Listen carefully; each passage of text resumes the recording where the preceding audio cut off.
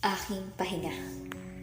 Sa umaga, sa pagmulat ng aking mga mata, ikaw agad ang gusto na makita. Hanap palagi ang iyong presensya. Ikaw ang nagsisilbing sandalan sa tuwing hindi ko na kaya. Makita lang kita, punong-puno na ako ng saya. Sa nakakapagod na mundo, ikaw ang nagsisilbing pahinga. Tinig mo na naging paborito kong musika at pampakalma. Mga ngiti mo na nais palagi masilayan ng aking mga mata. Ikaw ang nagsisilbing dilaw ng Crayola. Binibigyan mo ng kulay ang bawat pahina na kung saan ang karakter ay tayong dalawa. Ikaw lamang at ako, wala nang iba pa. Mahal kita at hindi yan mabubura. Nakilala kita sa hindi naasahang panahon, ngunit alam kong tamang pagkakataon. Dumating ka sa panahon na hindi ko inaakala. Mga panahong hindi ko na kayang pagtiwala, ngunit nagbago simula nung dumating ka.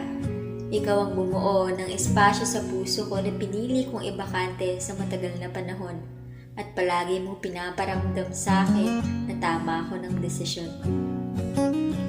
Salamat sa pagpaparamdam ng pagmamahal. Pagmamahal na ramdam kong magtatagal at sa bawat yakap mo na paulit-ulit kong nais na mahagkan.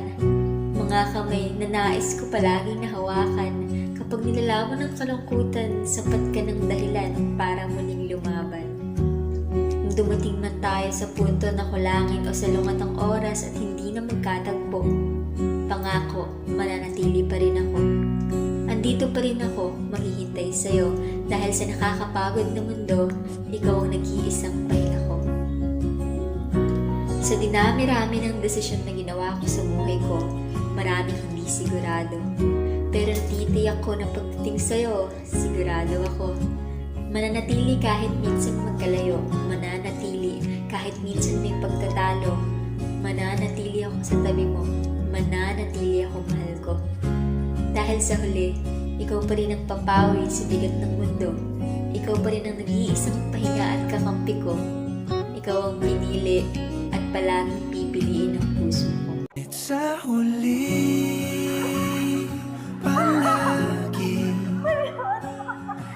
babalik pa rin sa yakap mo.